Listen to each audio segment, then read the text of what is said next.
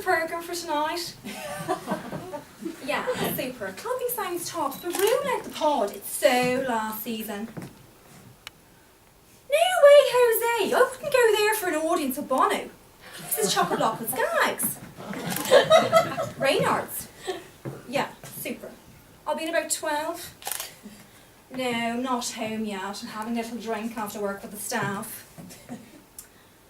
Yeah, I'm helping the old man out, managing one of his betting shops out in the sticks, actually. Mercifully, I'm finished here this Sunday, maybe even sooner. It's the fucking piss. Need a master's in scumbag just to understand the clientele.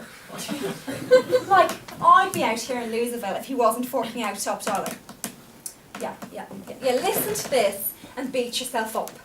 He bought me a Lexus.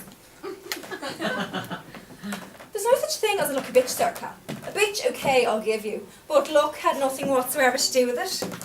Like, I've had my eye on that car for an age.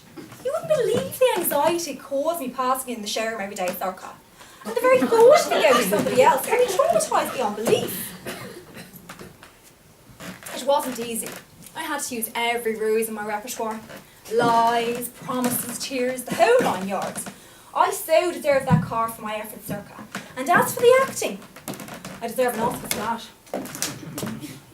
I'm talking about Daddy's bloody obsession with keeping his precious leisure and entertainment business in the family when he eventually goes to the big golf club in the sky. The man talks nothing else as well, you know. He's embarrassed me for years in front of my friends. Bragging about how he dragged himself up from a tiny pitch in the rail of the Laytown to owning a chain of betting shops across the country. He's so a pain. Vulgar, Mum calls him, talking about money all the time. What did I do? I did what any girl who had an eye on Lexus would do. I pretended to be enthralled by his business. I gave it loads, asking this and probing that, until he couldn't contain himself any longer, and offered me whatever I wanted if I agreed to be groomed to take over the business. He's so predictable. It gives me no great pleasure to say about my own father, but sometimes I think he's a complete dork. Stuck in this business forever. Right, like I didn't have a contingency plan. You, of all people, should know better than that, Circa. That is not the way we roll. I'll be out of the business by the weekend, and my new Lexus is coming right along with me. It's in the bag already. How do I manage it? I got Mum involved, of course. Duh. As soon as the Lexus signed over to me, I told her I was going to be working as an assistant in one of Daddy's shops. Then I shed buckets telling her that although I detested the idea, I felt it was a matter of family loyalty, as Daddy has his heart set on me taking over the business.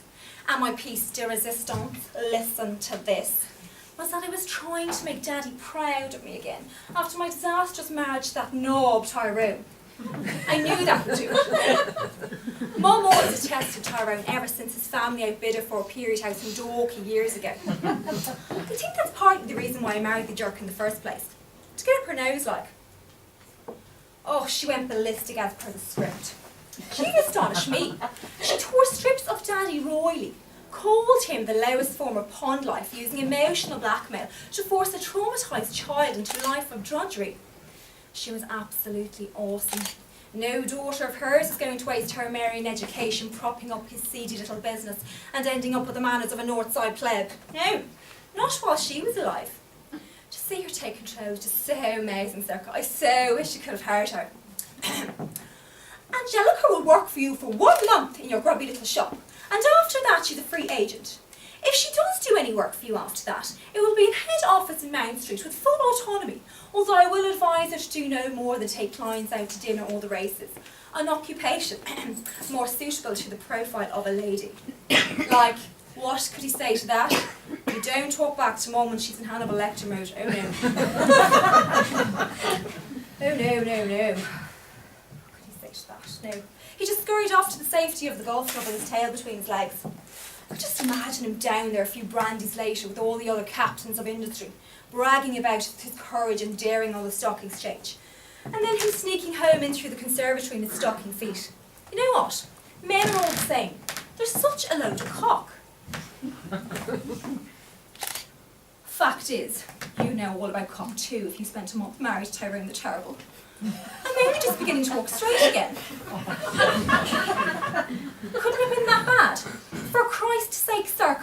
know whether I was coming or going. Yeah, totes. Absolutely, yeah. I couldn't agree with you more, Circa. A good bonk every now and then when you're in that frame of mind can be very therapeutic, particularly when there's a bit of diversity involved. But take it from someone who has the t-shirt. Shagging the same bloody individual 24/7 can be a pain in the arse, both literally and metaphorically. And the same meaning. It's so like wearing the same outfit twice in the 1 month. He did not say that, did he? Well, he'll be waiting till hell freezes over if he's waiting for me to come to my senses.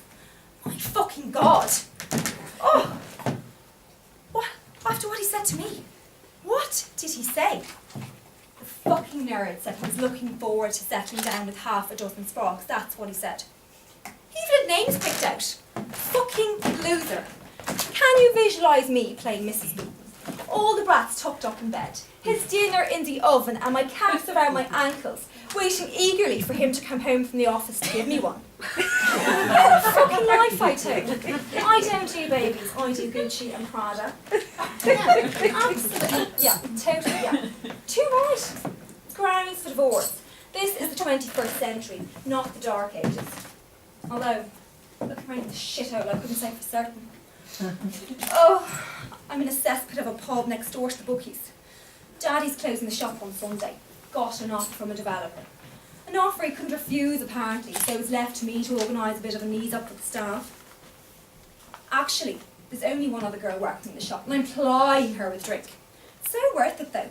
I'd never have got through the month without her. I'd go fucking do lally if I had to balance the books and all that other nonsense for the last month. Besides, she's considering holding the fort for me for the next couple of days. She needs the euros, so I'd say it's a done deal. And Daddy, you'll never know, especially if I stay in yours for the next couple of nights. We will have a blast celebrating the completion of Operation Lexus. My treat. I'd bundled to tell you. Anyway, I think I can hear someone coming. Listen, I'll call you tonight. Bye.